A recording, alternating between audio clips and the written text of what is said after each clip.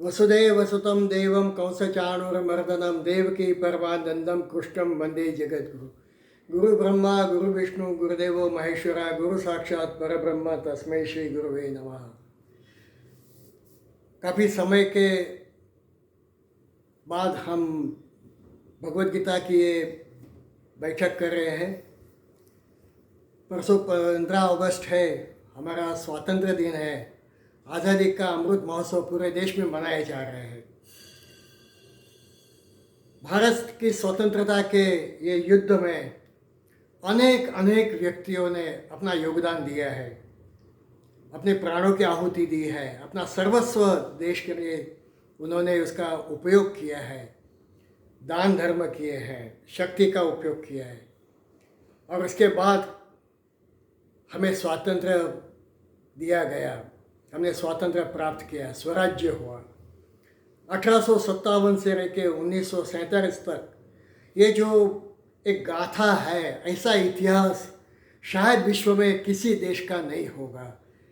इतनी आपत्तियाँ आई, इतने अत्याचार हुए, इतनी मारपीट हुई, कई व्यक्तियों को फांसी दे दी गई, देहांत दंड दिया गया। 1857 के युद्ध के बाद ये प्रथम स्वातंत्र्य युद्ध था और उसके बाद कई व्यक्तियों को एक ही साथ 3-3 लाख सैनिकों को फांसी दी गई, एक ही झाड़ पे, कई झाड़ पे। किसी को तोप से उड़ाया गया, किसी को फांसी दे दी गई, किसी को गोली मार दी गई। इतने अत्याचार ब्रिटिशर्स ने हमारे पे किए हैं और इसके बाद 15 अगस्त 1947 को हमें स्वतंत्रता प्राप्त हुई। तो ये सब जो जिन्होंने योगदान दिया, ये सबको उनका हम आभार मानते हैं, हम उनको याद करते हैं और उनके ये कुर्बानी को, उनके ये बलिदान को हम नतमस्तक प्रणाम करते हैं और हम ईश्वर से प्रार्थना करते हैं कि हमारा ये स्वातंत्र्य, ये स्वराज्य युगों युगों तक बना रहे, भारत एक समृद्ध राष्ट्र बने, पूरे विश्व पर उसका शासन हो। कृण्वन्तो विश्वमार्यम, हम पूरे विश्व पे शासन करें। विश्व पे शासन करें इसका अर्थ हम वैचारिक दृष्टि से हमारी संस्कृति पूरे विश्व में फैल जाए। कृण्वन्तो विश्वमार्यम, आर्य का अर्थ है सुसंस्कृत बनाना।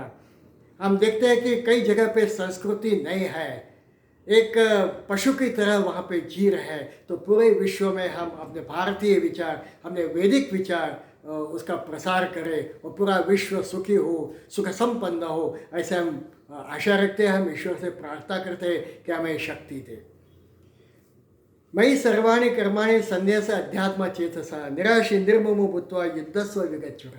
इस मंत्र पे हमने काफ़ी चर्चा की थी। मयि सर्वाणि कर्माणि संन्यास्य, सभी कर्म मुझे अर्पण कर दे, क्योंकि जितने भी हमारे पास साधन है ये सब भगवान के हैं। ये 5 कर्मेंद्रिया, 5 ज्ञानेंद्रिया, मन, बुद्धि, ये शरीर, ये सब कुछ, शरीर मन बुद्धि, ये सब कुछ भगवान का है। तो इसलिए भगवान को देना है। तो मयि सर्वाणि कर्माणि संन्यास, वो सबको सब भगवान को दे देना है। अध्यात्म चेतसा, ये मुझे जो शक्ति देता है, ये कौन शक्ति देता है? ये भगवान शक्ति दे रहा है। इसलिए मैं भगवान को प्रार्थना करता हूँ। तो ये मेरी भक्ति हो गई। तो भक्ति योग हो गया, ज्ञान योग हो गया। निराशी निर्ममो भूत्वा युद्धस्व विगज्जर। विगज्जर का अर्थ है भूतकाल जो है, मैंने जो कर्म किए मुझे याद नहीं है। आपने जो कर्म किए वो आपको याद नहीं है, समाज को तो जरा भी याद नहीं है। तो ये किसने याद में रखा? ये भगवान ने याद में रखा, भगवान ने उसको सेव करके रखा। तो ये जो भूतकाल है वो भी भगवान का है। तो इसलिए भगवान, मैं तेरे बहुत आभारी हूँ कि तूने मेरा कर्म जो है उसको ध्यान में रखा। निर्ममो, ये मेरा नहीं है, सब कुछ उसका है। ये जो बताया निराशी, मैं आशा रखता नहीं हूँ। क्यों आशा रखूँ? ये जो भविष्य काल है, मेरे कर्म के अनुसार मुझे फल दिया जाएगा। तो ये किसने याद रखा, कौन दे रहा है? तो ये मेरा भविष्य उसके हाथ में। इसलिए भगवान, मैं तुझे प्रणाम करता हूँ। तो इस तरह के भूत, भविष्य और ये वर्तमान है युद्धस्व। तो मैं जो कर्म करने जा रहा हूँ, मैं ये जो वर्तमान में हूँ, तू मुझे शक्ति दे रहा है। तो ये सब तरीके से भगवान को है, तो भगवान को हम याद करते हैं, भगवान को विनंती करते हैं। तो इस तरह से कर्मयोग का एक अत्यंत महत्व का सिद्धांत भगवान ने तीसरे अध्याय में बताया। काफ़ी बहुत सारे उस पर चर्चा की थी। तो इस तरीके से अब मैं ये समझूंगा कि भगवान ने जो कर्मयोग बताया, कर्मयोग का ये महान सिद्धांत बताया, जिसमें कर्मयोग है, ज्ञान योग है और भक्ति योग है, तो मैं इस तरीके से आपसे काम करना शुरू कर दूंगा। भगवान का ठहरो, ये इतना सरल नहीं है, इतना आसान नहीं है, ये बहुत कठिन है कि आज से मैं समझूंगा कि मैं सब भगवान को दे दिया, मैं पढ़ के आशा नहीं रखूँगा, मैं अच्छा बर्ताव करूँगा, ये संभव नहीं है। इतना सरल तरीके से कर्म नहीं हो सकता। क्यों नहीं हो सकता? अब यहाँ भगवान एक बहुत ही प्रैक्टिकल बात बता रहे हैं। सदृशम चेष्टते स्वस्य प्रकृति ज्ञानवान अपि प्रकृति यान्ति भूतानि निग्रहं किम करिष्यति। ये जो 33वां श्लोक है, यहाँ से हम शुरू करते हैं। आज हो सके तो 3 श्लोक के बारे में हम चर्चा करेंगे। सदृशम चेष्टते स्वस्य, आप शब्दार्थ करते हैं। सदृशम एग्जैक्टली, एकदम उसके मुताबिक। चेष्टते, चेष्टा करता है, कर्म करता है। कौन? स्वयं उसके अनुसार ही चेष्टा करता है। प्रकृति के अनुसार। सिर्फ आप ही नहीं, ज्ञानवान अपि, ज्ञानी जो आदमी है, बहुत ही पढ़ा लिखा है, जिसने बहुत अभ्यास किया है, ऐसा ज्ञानी भी प्रकृति के अनुसार चेष्टा करता है। प्रकृति में यान्ति भूतानि, सब प्रकृति के में से सब तैयार हुए, सब भूत तैयार हुए हैं। सभी प्राणी प्रकृति को प्राप्त होते हैं, अर्थात अपने स्वभाव के परवश हुए कर्म करते हैं। प्रकृति में यान्ति भूतानि, तो फिर इसमें किसी का हट क्या कर गया? निग्रह किम करिष्यति, निग्रह यानी हट, जिद, कि नहीं मैं ऐसा ही करूँगा। ऐसे नहीं कर सकते, ऐसे भगवान कहते हैं। तो प्रकृति के अनुसार ज्ञानवान भी काम करता है। तो जिस प्रकृति से पूरी सृष्टि बनी हुई है, सब भूत बने हुए हैं, तो आप निग्रह क्यों करें? उसका विरोध क्यों करें? उसका हट क्यों करें? इसके बारे में हम देखेंगे। ज्ञानवान अपि, जो ज्ञानी है वो भी प्रकृति के अनुसार कर्म करता है। प्रकृति क्या है? एक पुरुष, एक प्रकृति है। प्रकृति में से हम तैयार हुए, हम प्रकृति के परवश है, प्रकृति के नीचे है। प्रकृति हमारे से कर्म कराती है।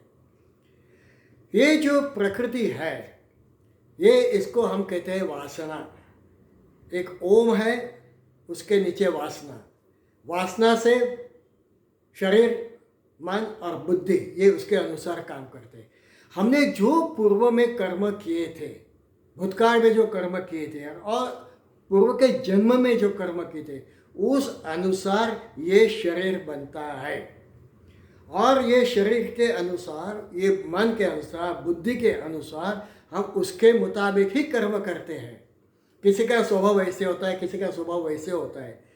कोई इस विद्या में पारंगत है, कोई उस विद्या में पारंगत है। ये ऐसे क्यों होता है? ये प्रकृति के अनुसार होता है, जिसको हम स्वभाव भी कहते हैं। स्वस्य भाव इति स्वभाव। ये जो प्रकृति है वो हमसे काम कराती है। कोई बहुत शांत होते हैं, वो कभी गुस्से नहीं होते। कोई इतने गुस्से होते, कभी इसको शांत करने का प्रयत्न करो तो वो शांत नहीं होते। ये सब प्रकृति के गुण जो है, सत्व रज तम, ये हमें वर्णानुबंध से आते हैं, हमारे पूर्व जन्म के अनुसार, हमारे कर्म के अनुसार आते हैं और उसके मुताबिक ही कर्म किया जाता है। प्राण और प्रकृति साथ में ही जाएंगे, ऐसे गुजराती में एक मुहावरा है, प्राण में प्रकृति साथे जाए। हम कितना भी प्रयत्न करें, हमारा स्वभाव बदलता नहीं है। बहुत कोशिश करनी पड़ती है, प्रयत्न करना पड़ता है।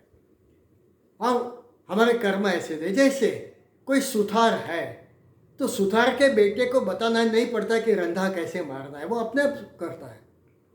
कोई ब्राह्मण है, ब्राह्मण के बेटे को अपने आप में संस्कृत पे उसका श्लोक उसका पाठांतर हो जाएगा। जो बनिया है, बनिया के बेटे को बताना ही नहीं पड़ता, वो अकाउंट्स पे इतना पारंगत हो जाता है। वो शेयर मार्केट में उसका दिमाग बहुत दौड़ता है, वो उसका दिमाग दूसरे जगह पे नहीं दौड़ेगा। कभी हमने देखा है शाह या पटेल आर्मी ऑफिसर बना हो, नहीं बनता है। और कभी ये सोचा है कि कोई जोशी है, व्यास है, ठाकुर है, ये कोई बड़ा इंडस्ट्रियलिस्ट बना, कोई बड़ा व्यापारी बना? नहीं बन सकते। क्यों नहीं बन सकते हैं? इसका कारण है कि हमारा जो स्वभाव है वो स्वभाव के अनुसार ही कर्म किए जाते हैं और कर्म होते हैं। ये एक चीज़ बहुत ध्यान में रखने जैसी है। हम कितना भी प्रयत्न करें तो ये हो नहीं सकता है। तो ये बात यहाँ पे कि प्रकृति ज्ञानवान, जो ज्ञानी है, जो सब कुछ जानता है, वो भी अपने स्वभाव को एकदम बदल नहीं सकता है। और ये प्रकृति के अनुसार सब प्राणी मात्र ये कर्म करते हैं। सत्व रज तम ये हर एक में होते हैं, पर उसकी जो मात्रा है कम ज़्यादा होती है और उस अनुसार ही उसके कर्म बनते हैं। और ये सत्व रज तम के ये जो कॉम्बिनेशन है उसके अनुसार तो हमारे चातुर्वर्ण्य व्यवस्था बनी है। और उसमें से ब्राह्मण कैसे कर्म करते हैं, क्षत्रिय कैसा कर्म करता है, वैश्य कैसे कर्म करता है, शूद्र कैसे कर्म करता है। ये जितने भी आर्टिस्ट है शूद्र होते हैं, क्योंकि उनमें जो क्रिएटिविटी होती है, शूद्र का अर्थ खराब नहीं है, उनमें क्रिएटिविटी है, वो अच्छा उनका कोई दूसरे प्रकार का स्वभाव होता है। जो क्षत्रिय होता है उसको बताना ही नहीं पड़ता है कि आप डंडा या हाथ में शस्त्र पकड़ के युद्ध करो, दूसरे भाग जाएंगे, वो नहीं भागेगा। ये जो स्वभाव जो है उसको प्रकृति कहा गया है। प्रकृति यान्ति भूतानि निग्रह किम करिष्यति, निग्रह क्यों करें, उसको कैसे बदलना है इसके बारे में हमें बहुत कुछ चर्चा करनी है। ऐसे है कि एक एक्सटर्नल फोर्स है और एक इंटरनल फोर्स है। एक्सटर्नल जो है ये प्रकृति है, इंटरनल जो फोर्स है वो है हमारा आत्म तत्व, और बाहर है वो सब शरीर है, मन है, बुद्धि है। इसी को 7वें अध्याय में भगवान ने परा प्रकृति और अपरा प्रकृति कहा है। भूमि आपो अन्न वायु खम मन बुद्धि एवच अहंकार इति में भिन्ना प्रकृति अष्टधा। ये अष्टधा प्रकृति है, ये 5 पंच महाभूत जिसको कहते हैं, और मन बुद्धि अहंकार, ये मेरी अपरा प्रकृति है, इन्फीरियर प्रकृति है। ये सब बाहर है और एक अंदर है। अपरे यमित स्वन्या प्रकृति विद्धि में परा जीव भूतो महाभावो ये दम धारते जगत, जिसने पूरे विश्व को धारण किया है, जिसके कारण कर्म होता है, वो जो जीव है वो मेरी परा प्रकृति है। तो परा प्रकृति अपरा प्रकृति, तो परा प्रकृति जो होती है ये हमसे कर्म कराती है।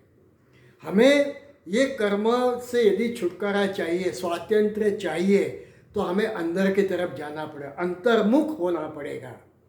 और ये अंतर्मुख जब होंगे, वो जो परा प्रकृति है, परा प्रकृति जो जानता है वो अपरा प्रकृति पर अपना प्रभुत्व कर सकता है।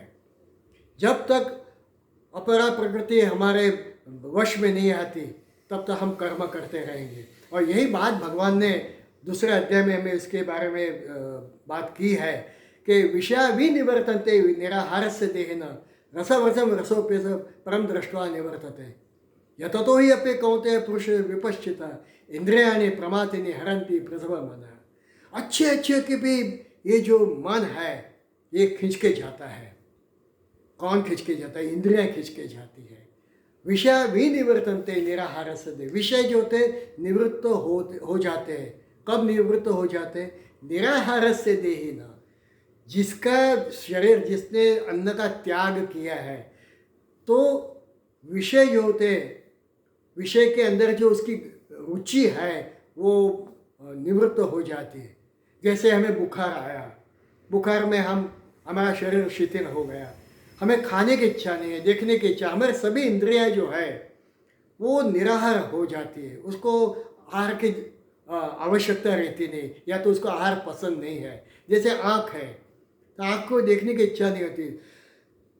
जब हमें बुखार होता है तो हम टीवी के सामने बैठते नहीं, टीवी में कुछ भी देखने की इच्छा नहीं होती, हमें सुनने की इच्छा नहीं होती। यदि घर में कुछ बातें हो तो हम कहेंगे भाई शांति से बात करो, मेरे से सहन नहीं होता है। निराहारस्य देहिन, खाने पीने की इच्छा नहीं होती। अब कुछ कितने भी अच्छा हो उसको खाने को, वो कहेगा मुझे खाना नहीं है, मुझे पीना नहीं है, वो मना कर देता है। तो हमारे इंद्रियां निवृत्त हो जाती है निराहार होने से, पर उसकी जो रुचि है वो कम नहीं होती। निराहारस्य रसवर्जम रसोप्यस्य परम दृष्टवा निवर्त, जिसने अपने अंदर के फोर्स को जाना है, जो अपने परा प्रकृति को जानता है, जिसने ब्रह्म का आस्वाद लिया है, जो भगवंत को जानता है, उसकी अनुभूति हुई है, ऐसे व्यक्ति को फिर विषयों में रस नहीं है, उसकी इसका रस जो है वो निवृत्त हो जाता है। ये बहुत ही अच्छी बात भगवान ने दूसरे अध्याय में की। बस यही हम देखते हैं कि निराहार से देन, तो ये जो इंटरनल फोर्सेस है उसको हमने ध्यान में रखते हैं। ये ऐसा है कि एक समष्ट जगत है, व्यष्टि और समष्टि। हम व्यष्टि है, हम उस समष्टि का भाग है। समष्टि मान, समष्टि बुद्धि, ये जो बातें उस पर सूक्त भी बनाए, जैसे पुरुष सूक्त है कि जिसमें समष्टि का वर्णन किया गया है। ये जो समष्टि है, वो समष्टि में जो होता है उसका ही परिणाम व्यष्टि पे होता है। समष्टि मन जो सोचेगा वही व्यष्टि मन सोचेगा, समष्टि बुद्धि जो होती है वही व्यष्टि बुद्धि होती है। तो समष्टि बुद्धि और व्यष्टि बुद्धि का ये अत्यंत महत्व का ये जो भाग है। तो जन्मजात जो हमारा में वो सब जो गुण आते रहते हैं, वो गुण को हमें ध्यान में रखना है। तो इंटरनल फोर्सेस जो होते हैं, ये इंटरनल फोर्सेस को हमें देखना है। हम एक्सटर्नल फोर्सेस के इसमें जाते हैं, हम उसके बहाव में आ जाते हैं। ये देखना है कि हम एक्सटर्नल फोर्स से बाहर ना जाए, हम उसके वश में ना आ जाए, वो हमारे वश में रहे। तो ऐसे बहुत अच्छी चीज़ें बताई। उसमें ऐसा है कि कर्म स्वातंत्र होता है। जितने भी पशु हैं और मनुष्य है उसमें एक मुख्य फर्क है। पशु जो होते हैं वो अपने प्रकृति के अनुसार ही कर्म करते हैं, उसको कहते हैं सहज कर्म। उनका खाना पीना और अपने संतति को जन्म देना, कामना, जब भी मौसम आएगा, जब भी उसका समय आएगा तब वो कामातुर हो जाता है। और वो जो उसका जितना भी उसका जो वर्ताव है वो प्रकृति के अनुसार रहता है, वो सहज कर्म करता है, वो आगे कुछ कर नहीं सकता है, वो उसमें कर्म स्वातंत्र नहीं है। कर्म स्वातंत्र सिर्फ भगवान ने मनुष्य को दिया है। जैसे शेर है, तो शेर हरण को सदियों से जिस तरह से मार रहा है, आज भी उसी तरीके से मार रहा है। उसने उसके आगे कोई प्रगति की नहीं, वो सोच ही नहीं सकता है, और उसमें से उसको मुक्त भी नहीं, वो समझ नहीं सकता कि मुझे उसमें से मुक्त कैसे होना है। मनुष्य को ये कर्म स्वातंत्र है। मनुष्य को ये समझ में आता है कि मैं कर्म करूं या ये कर्म ना करूं, और फिर प्रकृति के अनुसार वो वही कर्म करता है जो उसको नहीं करना चाहिए। तो कर्म स्वातंत्र से उसको मुक्ति चाहिए। वो भगवान को कहेगा मुझे क्यों कर्म स्वातंत्र दिया है। जैसे एक विनोद में हम कहे कि एक पिच है, बहुत टर्न हो रही है, तो जो कप्तान होता है टॉस करने जाएगा, वो सोचता है कि यदि मैं टॉस जीत जाऊं और ऐसे करूं कि मुझे बैटिंग करता है, तो पिच तो टर्न हो रही है, और ये पिच का इतिहास है कि चौथे दिन ये पिच बहुत ही टर्न होगी, और जिसने पहले बैटिंग की है वो टीम बहुत सस्ते में आउट हो जाती है। तो ये सोचता है कि मैं टॉस हार जाऊं तो अच्छा रहेगा, ताकि मेरे पे कोई जिम्मेदारी ना हो। बस यही चीज़ मनुष्य की होती है कि मुझे कर्म स्वातंत्र चाहिए, मुझे कर्म से मुक्ति दे दो भगवान। आप जो कर रहे, जैसे पशु पक्षी कर रहे हैं वैसे मैं करूँ तो अच्छा रहेगा। पर भगवान ने कहा है तुझे कर्म स्वातंत्र दिया है, तू उसका उपयोग कर। तो ये जो कर्म स्वातंत्र है, ये कर्म स्वातंत्र के कारण ही मनुष्य को ऑप्शन है कि मैं प्रकृति के अनुसार कर्म करूं, अच्छा कर्म करूं, बुरा कर्म करूं, ये तेरे हाथ में। तो प्रकृति के भाव में हम आ जाते हैं, उसके प्रभुत्व में हम आ जाते हैं, उसके खिंचाव में हम आ जाते हैं। साहित्य संगीत कला विहीन साक्षात पशु पुच्छ विषाणहीन, एक भर्तृहरि ने नीति षटकम में ये बताया है कि मनुष्य और पशु इसमें क्या फ़र्क है, उसमें भेद क्या है। तो जो जिसमें साहित्य नहीं है, संगीत नहीं है, उसमें कोई कला नहीं है, वो साक्षात पशु, एक पुच्छ के बिना का ये पशु है, मनुष्य पशु है। देखिए ये हम कितना कितनी प्रगति कर सकते हैं। हम साहित्यिक बन सकते हैं, हम संगीत को अपना सकते हैं। हमारे पास 84 प्रकार की जो विद्याएं हैं वो मनुष्य कर सकता है। ये इसमें पशु के पास ये कुछ भी नहीं है। इसलिए आप उसका सदुपयोग करो। आपको इसमें से बाहर आना है। निग्रह किम करिष्यति, तो निग्रह कैसे करेंगे हम? निग्रह ऐसे करना है कि जो आउटर वर्ल्ड है वो आउटर वर्ल्ड में से मुक्ति करके आप इनर की तरफ जाना है। हम ये अंदर का जो आत्म तत्व है उस आत्म तत्व को हम जानेंगे तो हम उसमें से मुक्त हो सकते हैं। उसका आस्वाद हमें करना है। हमारी जो समाज व्यवस्था है, समाज व्यवस्था में इस तरीके से बातें की गई है और इसका मूलभूत ये है, ये जो प्रकृति के जो गुण है उसके अनुसार वर्ण व्यवस्था हुई है और आश्रम व्यवस्था हुई है। ब्रह्मचर्य आश्रम, गृहस्थ आश्रम, वानप्रस्थ आश्रम और संन्यास आश्रम, ये जो 4 भाग कर दिए गए हमारे आयुष्य के, उसके अनुसार कर्म करने हैं। और ये प्रकृति के अनुसार करते हैं तो हर्ष नहीं है उसमें, पर ये कैसे कर्म करना है ये नीति शास्त्र बता रहे हैं। जैसे 25 साल तक हमें विद्याभ्यास करना है। अब 25 साल के जो है युवान है, जो 15, 16, 17 साल, वो एकदम संन्यास आश्रम में जाएगा तो क्या होगा? अब प्रकृति ने जो उसको गुण दिए हैं, प्रकृति ने उसको जो इच्छाएं दी है, वासनाएं दी है, वो वासना के अनुसार वो तो संन्यास आश्रम की बात करें। यहाँ उसको विद्याभ्यास करना है, यहाँ उसको सुख का उपयोग करना है, उपभोग करना है, वो नहीं करेगा तो क्या होगा? वो संन्यास बन जाएगा और बाद में उसके गुणों के अनुसार, उसके उम्र के अनुसार, उसके आयु के अनुसार उसको उसकी इच्छा होगी। और ये हमने देखा, हमने इसके बारे में बात की थी कि जब क्रिस्ती धर्म का उदय हुआ तब कई युवान क्रिस्ती बन गए और बाद में वो अपने भावनाओं को रोक नहीं सके। बुद्ध धर्म में भी ऐसे हुआ है, हिंदू धर्म में भी ऐसे हुआ है। ये बहुत कम ऐसे होते हैं, शंकराचार्य या विवेकानंद जैसे, कि जिसने युवानी में संन्यास आश्रम का स्वीकार किया। और वो क्योंकि उन्होंने आत्मबुद्धि उनको हुई थी, भगवान की अनुभूति उनको हुई थी और इसके कारण वो प्रकृति पर अपना वर्चस्व जमा सके थे, उसको वश में कर सकते। तो ये जो ब्रह्मचर्य आश्रम है उसमें आप विद्याभ्यास करो। गृहस्थ आश्रम में आप सभी सुख दुख जो है उसका उपभोग करो। आपको कामना है ये करो, उसको भगवान नाने कहता है, धर्मा विरुद्ध भूतेषु कामोस्मि भरतर्षभ। ये जो कामना है वो भी भगवान है, भगवान ने अपनी विभूति बताई है। तो मर्यादित धर्म के अनुसार यदि कामोपभोग करते हैं तो उसमें कोई गलत नहीं है। और तैत्तरीय उपनिषद में जो ये कॉन्वोकेशन एड्रेस दिया उसमें भी है कि आप अब विद्यार्थी अवस्था आपकी पूर्ण होती है, आप गृहस्थाश्रम जो है आप प्रजा को बढ़ाओ, ये कामों को उपभोग करो, और ये वर्ण व्यवस्था बता रही है। तो उस समय हमें सबका पालन पोषण करना है, भरण पोषण करना है, कामोपभोग करना है, धन संपत्ति को इकट्ठा करने, सब करना है, कोई हर्ष नहीं, धर्म के अनुसार करो।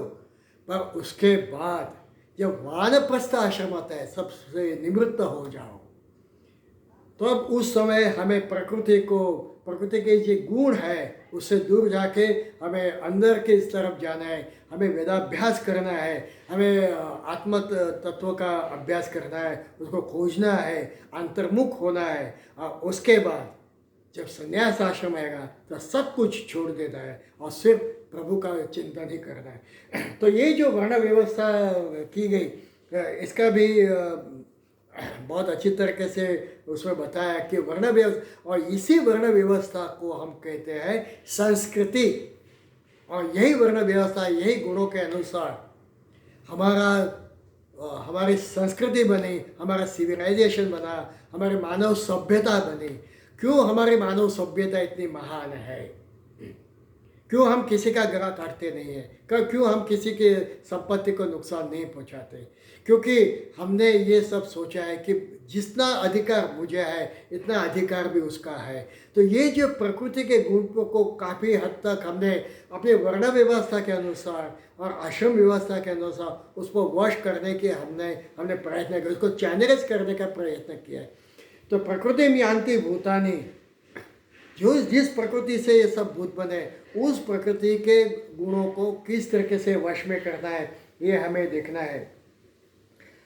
अर्जुन को जो ये प्रश्न था कि मुझे संन्यास लेना है, मुझे सन्यासी हो जाना है, मुझे युद्ध नहीं चाहिए, तत्किं कर्मणि घोरे माम नियोजयसि केशव, मुझे क्यों ये युद्ध में ये घोर कर्म करने को आप बता रहे हैं। ये जो अर्जुन ने बात की ना, इसी की चर्चा भगवान यहाँ पे कर रहे हैं।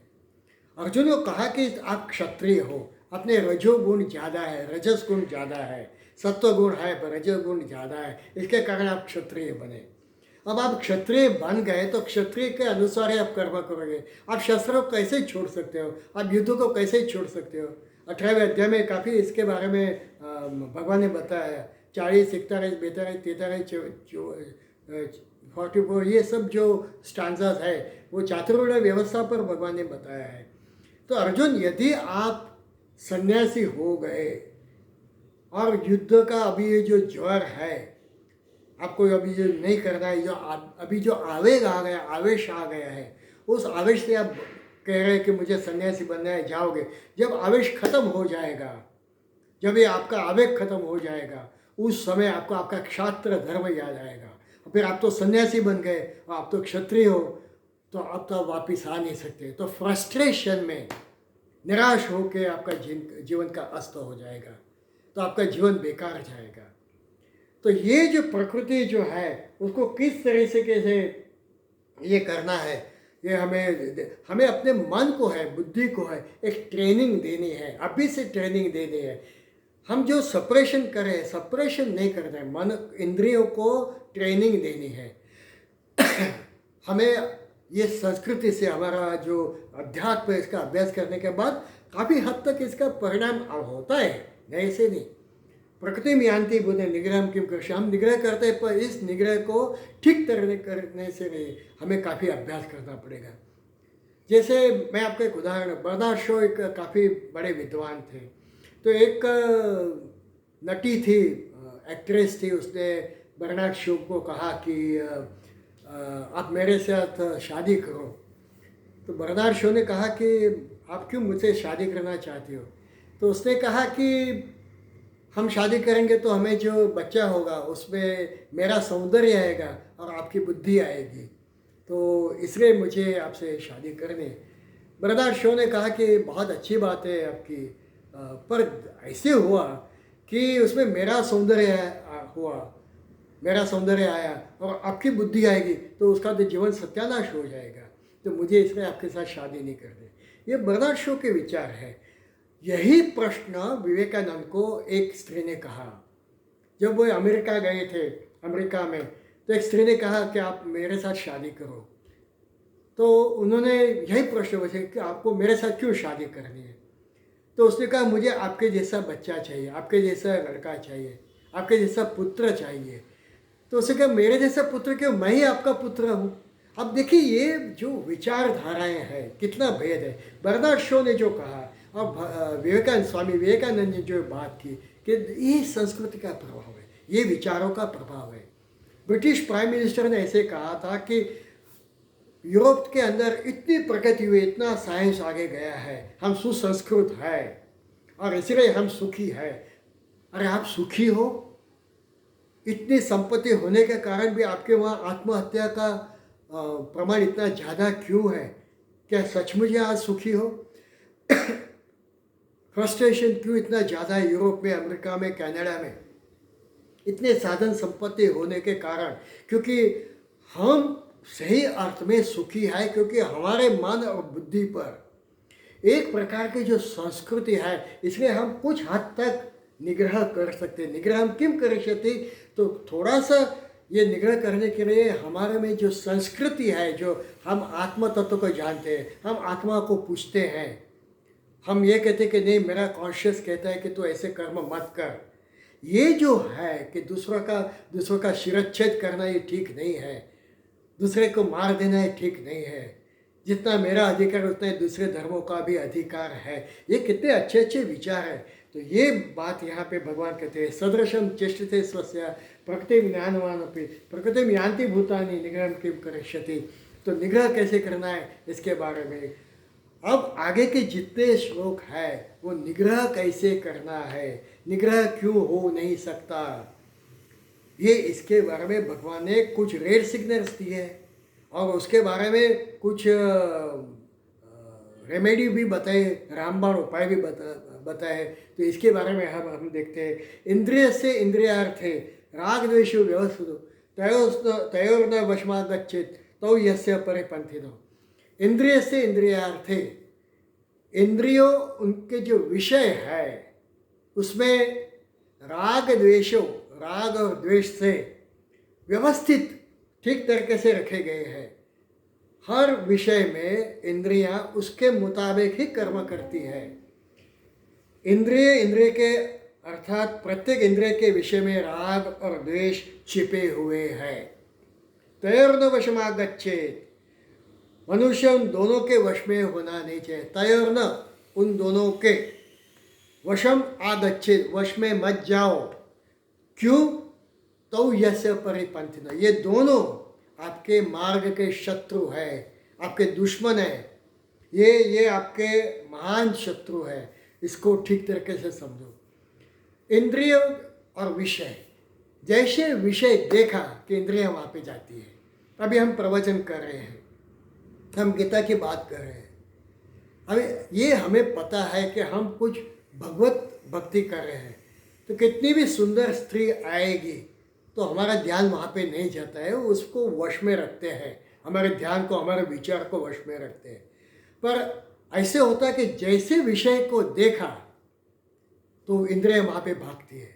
जैसे अच्छा संगीत, हम ध्यान में है और बाजू के किसी बहन जी आई, उसकी आवाज़ सुनी, मेरे कान तुरंत वहाँ जाते हैं।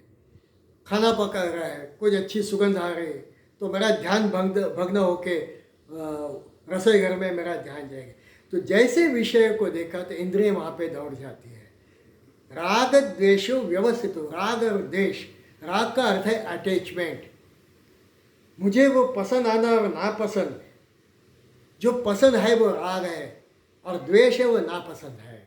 द्वेष का अर्थ है दोष, द्वेष का अर्थ है नापसंद। हर एक मनुष्य में पसंद नापसंद होता है, हर चीज़ के बारे में पसंद नापसंद होता है।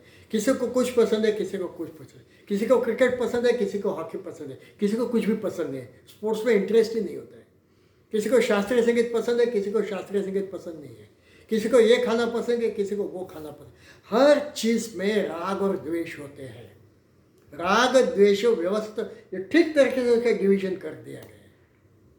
ये व्यवस्थित जो होते हैं, राग द्वेष व्यवस्थित हो, और उस राग द्वेष के अनुसार उसके कर्म हो जाते हैं। ऐसे हुआ कि एक बार अकबर और बीरबल दोनों बात कर रहे थे। तो जैसे सर्कस होता है, हम सर्कस में देखो, we will never see cat in a circus. सभी प्राणी होते हैं, शेर होते हैं, बाघ होते हैं, चित्ते होते हैं, कभी बिल्ली नहीं होती है। उनको मांजर कहा गया है संस्कृत में। ये जो मांजर होता है, जो कैट होती है, वो कभी सर्कस में नहीं होती। तो उस समय भी प्राणियों के खेल होते। तो बीरबल ने कहा कि खाविन, आप देखो, कभी भी सभी प्राणियों को ट्रेन किया जाता है, पर हम बिल्ली को, ये मांजर जो होता है, कैट होता है, उसको कभी हम उसको ट्रेन नहीं कर सकते। अब ये बात कही तो अकबर ने उसको अपना एक अहम बना दिया, इगोइस्ट बना दिया। कहते हैं नहीं नहीं, ऐसे नहीं, मेरे पास तो इतने बड़े बड़े ट्रेनर्स हैं, मैं तुझे दिखाऊंगा कि वो they can train even cat. तो बीरबल ने कहा ठीक है, मैं क्या बताऊँ आपको। उसने वहाँ पे विवाद छोड़ दिया। अब अकबर ने तो ठान रखी, नहीं अब बीरबल को तो बताना ही है। तो उसने बहुत अच्छे ट्रेनर्स को रखे और उसने कहा कि मेरे पास एक नहीं, दो नहीं, 5 कैट्स है, बिल्ली है, उसको आप ट्रेन करो। उन्होंने कहा ठीक है। तो ट्रेनिंग शुरू हो गई।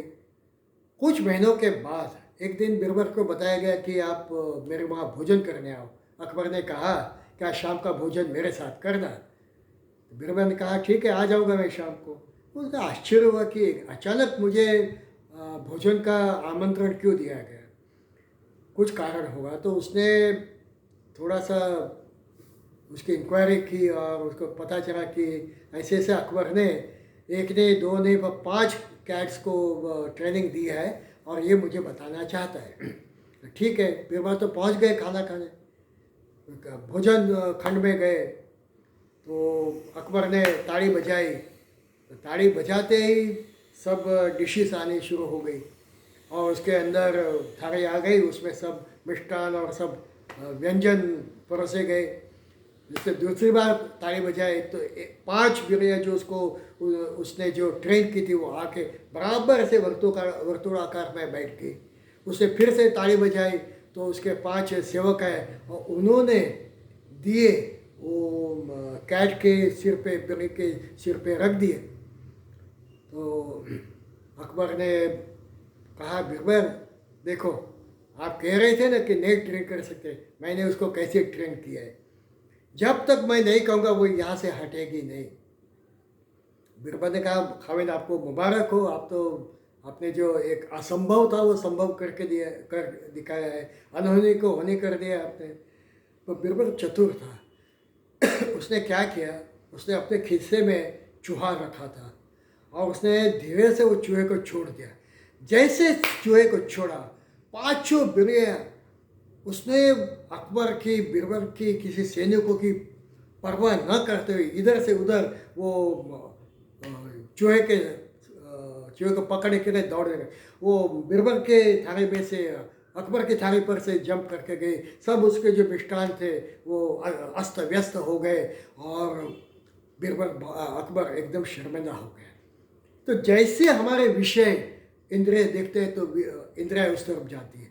ये जो राग और द्वेष होता है, जो पसंद और नापसंद होते हैं, ये व्यवस्थित है, तय और न वशमाग है।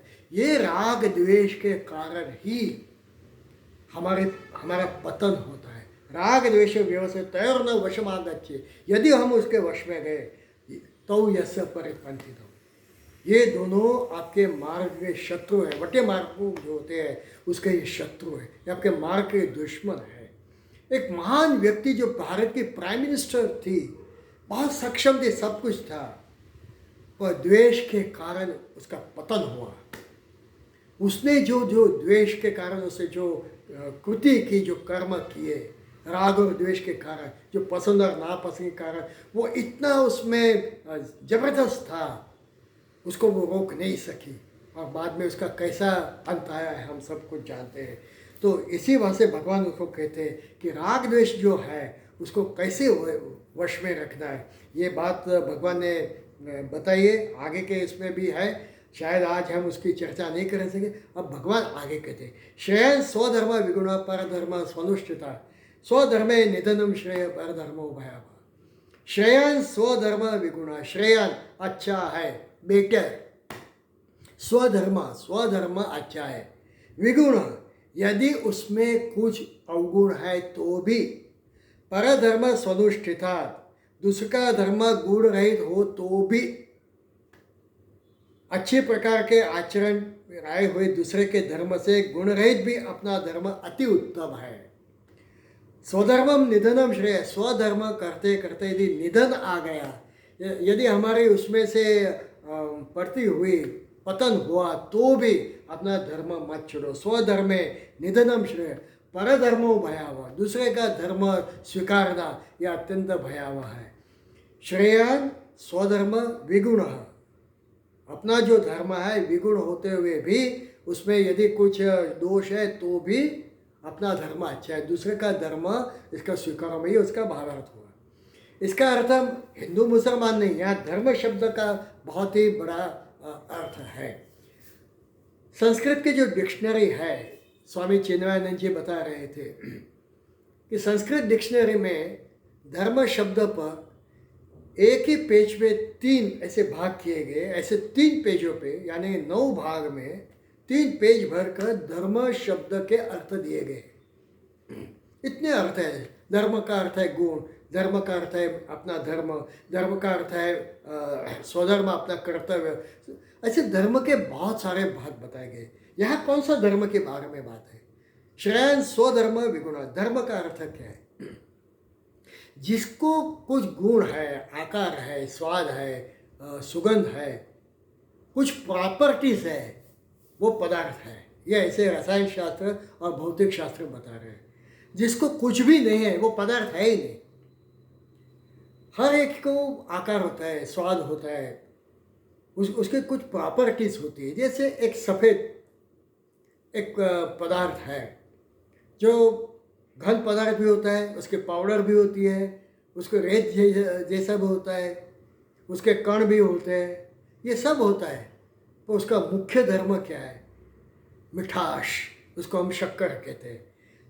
अब वो जो है, वो शक्कर का जो मिठास उसका धर्म है, उस पर से हम जानते कि ये शक्कर है।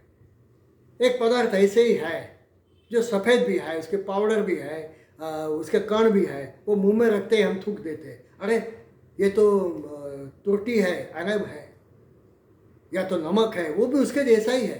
तो नमक का जो है खाराश, ये नमक का गुण है, मिठास ये शक्कर का गुण है। दूसरे कई सारे पदार्थ होते हैं, सफ़ेद होते हैं, उसके जैसा ही उसका शेप होता है, सब कुछ है, तो भी उसके हर एक गुण डिफरेंट होते हैं। ये उसके अवदोष नहीं है, ये अवगुण नहीं है उनके, ये उनके गुण है। मिर्ची तीखी होनी ही चाहिए, यदि मिर्ची में तीखाश नहीं है तो मिर्ची है ही नहीं, वो उसका गुण है। अग्नि है, दूसरा का दहन करना ये उसका गुण है। रसोहापिसे कौते प्रभास में शशि सूर्य प्रणव सर्व के वेदेशु शब्द के पुरुषु पुण्यो गंध पृथ्व्याम च तेजस्व विवासो। ये जो भगवान ने 7वें अध्याय में बताया, हर एक का गुण होता है। शब्द, स्पर्श, रूप, रस, गंध, ये उसके गुण है। यदि अग्नि में से हम उसका जो तेज है निकाल देंगे तो अग्नि कैसे रहेगा? कभी सूर्य को देखा है हमने? काले रंग का सूर्य देखा है हमने? वो तेजस्वी होता है, अग्नि तेजस्वी होती है, ये उसका गुण है। तो ये जो गुण है, श्रेय स्वधर्म, अपने गुण के अनुसार हर कोई कर्म करता है, करना चाहिए। यदि दूसरे का हमने स्वीकारा जो हमारा धर्म नहीं है तो क्या होगा? मैं एक अच्छा आर्किटेक्ट बन सकता हूँ और मैं डॉक्टर बनने गया। आजकल क्यों इतने घोटाले हो रहे हैं? क्योंकि हमने संपत्ति को प्रमुख समझा, और इसीलिए हम हमारा जो गुण है उसको छोड़कर हम दूसरे पेशे में जाते हैं, और इसके कारण वो वहाँ ठीक तरीके से कर्म नहीं कर सकता है। अर्जुन को यही बात बताए कि आपका धर्म एक क्षात्र धर्म है, आप कैसे सन्यासी बन सकते हो? इसके कारण क्या हुआ है कि आज कोई भी व्यक्ति है जो जन्मजात उसके गुण आते हैं, वो गुण को छोड़कर वो दूसरे का प्रोफेशन उसका स्वीकार करता है, और इसके कारण एक असंतुलन समाज में हो गए, ये इसका कारण है। यदि आप ब्राह्मण है तो आपका कर्म है सिखाना, शिक्षण, ये आपका धर्म है। और जो शूद्र है उसको जो अवगत है उसके अनुसार करना। अब वो शूद्र यदि ब्राह्मण ये शिक्षक बन गया, वो कैसे सिखाएगा? या तो वो डॉक्टर बन गया है तो वो कैसे ट्रीटमेंट देगा? और यदि कोई बनिया है वो आर्मी में गया तो कैसे, क्योंकि उसका है ही नहीं, उसका गुण ही नहीं है। बहुत बहुत घोटाले हो जाते हैं। देखिए यहाँ पर जो समाज व्यवस्था है उस पर कैसे असर होते हैं, हमने प्रैक्टिकल अप्रोच के बारे में देखना है। हमारी जो चातुर्वर्ण व्यवस्था है उसमें धर्म, अर्थ, काम, मोक्ष, ये जो अर्थ, धर्म, काम है उसकी बहुत अच्छी तरीके से व्यवस्था कर दी गई है। आप इस धर्म के हो, आप इस जाति के हो तो आपको ये कर्म करना है और आपको इतनी संपत्ति मिलनी चाहिए। अर्थ, धर्म, अर्थ और काम की जो व्यवस्था है बहुत व्यवस्थित वैदिक धर्म में की गई। कोई कहेगा कि ये तो बहुत पुरातन विचार है, आउटडेटेड विचार है, ऐसे नहीं है, देखने जैसा है। यदि मैं दूसरे का धर्म का स्वीकार करूं, दूसरे की वृत्ति का स्वीकार करूं, तो वृत्ति संक्रमण हो जाएगा। जैसे वर्ण संकर प्रजा उत्पत्ति वैसे वृत्ति संकर प्रजा हो गई। मैं यदि वो धर्म मेरा नहीं है और मैं दूसरे का धर्म से दूसरे का प्रोफेशन को मैं स्वीकार करूँगा, मैं ठीक तरीके से काम नहीं कर सकता हूँ। जो क्षत्रिय किसी भी दुश्मन हो उसके ऊपर टूट पड़ता है, वो दूसरे धर्म के नहीं टूट पड़ेंगे, तो भी वो जाते हैं, रिजर्वेशन है हमारे वहाँ। और उसके कारण पूरा जो घोटाला हो गया है, क्यों दिन प्रतिदिन हमारा जो समाज है उसका पतन क्यों हो रहा है? क्योंकि श्रेयन स्वधर्म विगुण परधर्म स्वनुष्ठितात्। स्वधर्मे निधनम श्रेय। और ये बात सहजम कर्म कोते हैं सदोषोपि न त्यजेत। आपका धर्म यदि सदोष है, 18वें अध्याय में भगवान ने कहा सहजम कर्म, जो सहज कर्म कर सकते हैं, जो वंश परंपरागत मेरे रग रग में जो कर्म है उसको आप मत त्यजो, उसका त्याग मत करो। सदोषम अपनी न त्यजेत, उसको आप मत छोड़ो। ये हम यहाँ यही बात कर रहे हैं। श्रेयान स्वधर्म विगुणो परधर्म स्वनुष्ठिता स्वधर्मे निधनम श्रेय। परधर्मों पर यहाँ पे भगवान ने एक जो चातुर्वर्ण व्यवस्था है उसको एक दुजोरा दिया है, उसको एक सपोर्टिंग ये बात बताई। और ये हम देख सकते हैं कि हम हमारे सबके जितने गुण हैं, कोई शेयर मार्केट में बहुत एक्सपर्ट हो जाता है, कोई इन्वेस्टमेंट बहुत अच्छा होता है, जो काउंटिंग सिस्टम है इसमें बहुत अच्छा होता है, अकाउंट्स में बहुत अच्छा होता है। ये क्यों गुजरात इतना प्रगतिशील हुआ है? क्योंकि वो बिजनेस में बहुत आगे है। वैसे पंजाबी होते हैं बिजनेस में बहुत आगे, जो सिख होते हैं वो मराठा होते हैं, और महार जो ये शूद्र होते हुए भी उनमें रजोगुण है। और शिवाजी महाराज में महार रेजिमेंट ने तो बहुत बड़ा काम किया है, अनेक वीर पैदा किए, तो उनके पूरी महार रेजिमेंट हो गए, बहुत अच्छा काम करते हैं इंडियन आर्मी में, पर उसमें रजोगुण है। तो इसके अनुसार आप कर्म करो। तो यहाँ पर हम अभी समाप्त करते हैं। आगे के जो जितने भी श्लोक है वो सब प्रकृति पे कैसे प्रभुत्व लेना है उसकी चर्चा होती है। और बाद में वो अध्याय समाप्त होने के बाद चौथा अध्याय जो कर्मयोग पर है, ये भी कर्मयोग है, वो ज्ञान कर्म संन्यासी हो गए, उसके बाद में बात करें। तो यहाँ समय समाप्त करते हैं। ओम पूर्णमद पूर्णमिदं पूर्णात् पूर्णमुदच्यते पूर्णस्य पूर्णमादाय पूर्णमेवावशिष्यते। ओम शांति शांति शांति। हरि ओम। श्री गुरुभ्यो नमः। हरि ओम।